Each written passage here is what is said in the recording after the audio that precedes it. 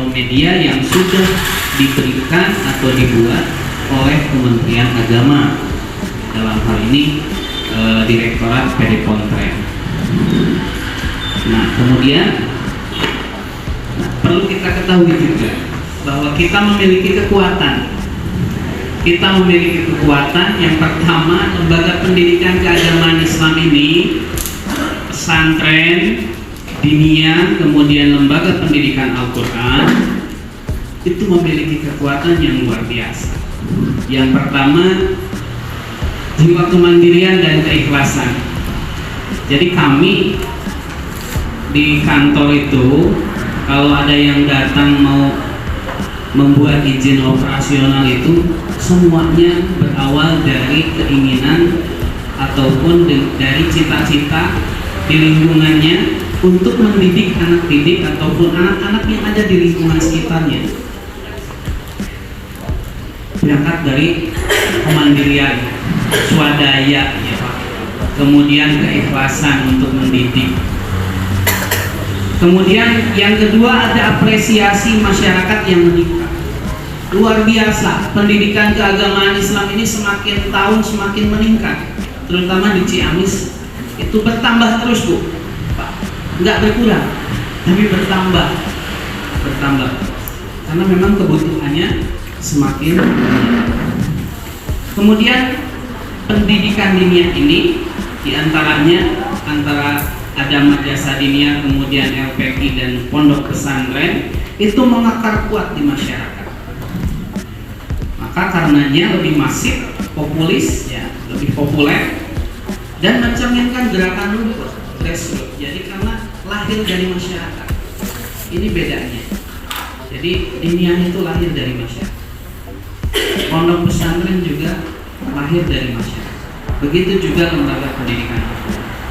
Dan kekuatan kita yang keempat adalah memiliki organisasi mitra, diantaranya ada FKDT.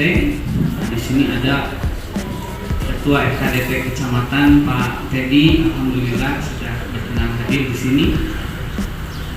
Kemudian ada FKPQ, Forum Pendidikan, Forum Komunikasi Pendidikan Quran, dan juga ada FSPP, Forum Silaturahim Pondok Pesantren. Nah, ini kita munculkan diantaranya adalah tentang transformasi digital transformation, karena ini yang menjadi dasar ataupun yang perlu diketahui oleh lembaga pendidikan keagamaan Islam dalam hal ini untuk memberikan laporan kepada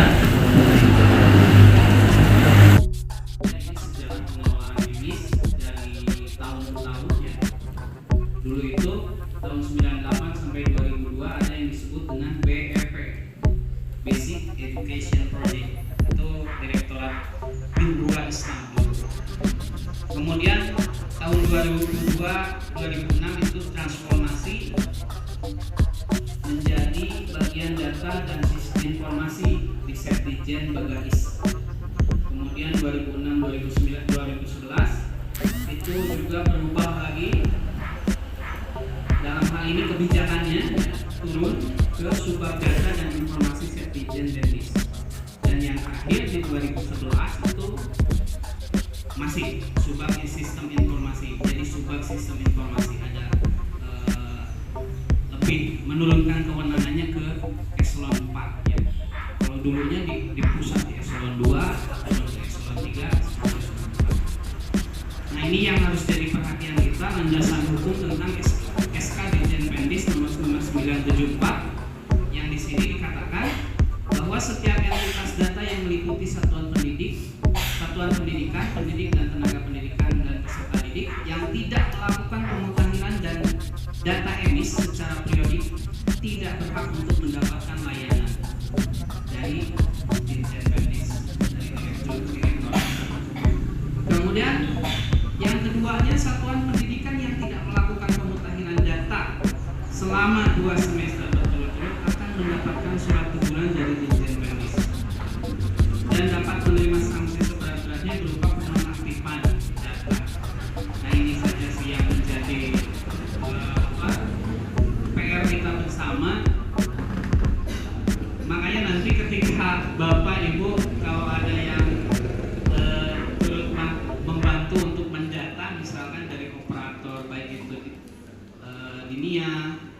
pesantren ataupun PKI, ya mohon dibantu saja. Yang banyak santrinya tapi abai data, mengabaikan pendataan, itu juga ya kembalinya ke sanksi regulasi.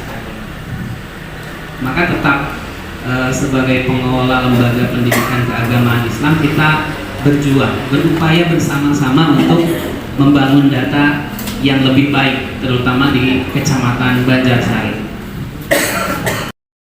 Tidak, nah itu.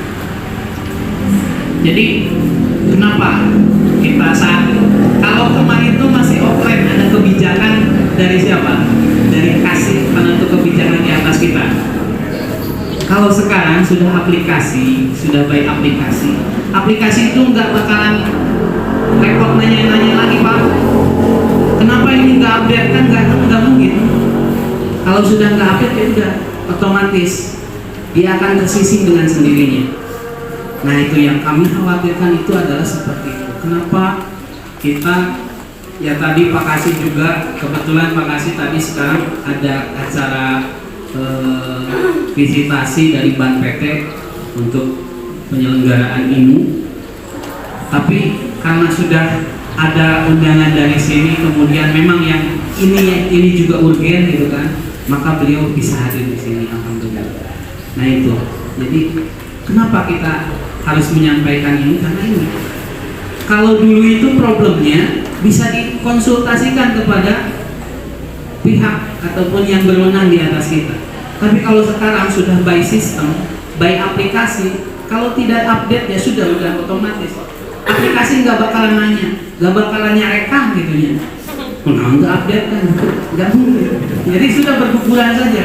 Kalau tidak update, gugur. Tidak update, gugur. Nah ini yang kita khawatirkan. Kenapa kita hadir di sini adalah untuk menginformasikan kepada Bapak Ibu sekalian bahwa data itu penting, terutama untuk keberlangsungan lembaga kita semua. Sebenarnya kalau nggak ada informasi dari kami update, nah itu juga kita harus sudah paham bahwa rentang waktu itu adalah rentang waktu update data. Paling tidak 1 kali saja, Pak. Kalau sudah di print BAP-nya selesai, udah. Nanti update data kayak semester mungkin gitu. Yang penting mah sampai dinyatakan datanya mutakhir, selesai. Hibah itu sistem bantuan untuk kelembagaannya. Jadi bantuan untuk diniyahnya, untuk pesantrennya, untuk LPK-nya. Kalau yang sudah terdaftar maka dia berhak untuk mengusulkan dan berhak menerima. Ya paling tidak berhak mengusulkan dulu. Kalau menerima kan itu bagian kebijakan direktorat. Nah, paling tidak kan diaku ya, terfasilitasi maksudnya. Tapi insya Allah mudah-mudahan. Karena tadi pemerintah belum bisa maksimal, optimal dalam memperhatikan lembaga pendidikan.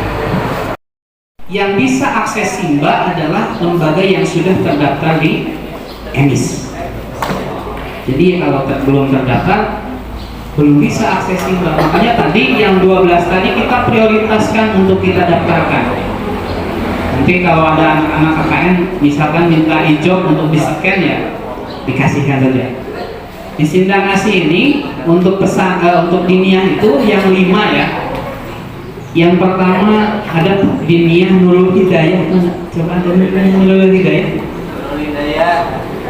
Diniyah Nurul Hidayah. Tidak ada ya. Nah itu yang pertama itu. Yang kedua diniyah sudah dianggap tuntas, maka ya selanjutnya nanti bisa akses di Simba, di Sikap, kemudian dari di Sitren juga. Bahkan tadi kalau PDF Muadalah itu bisa masuk di Sitren. Kita di sini belum ada ya, adalah PDF Banjarsari belum ada, karena PDF juga baru 1 di Darussalam.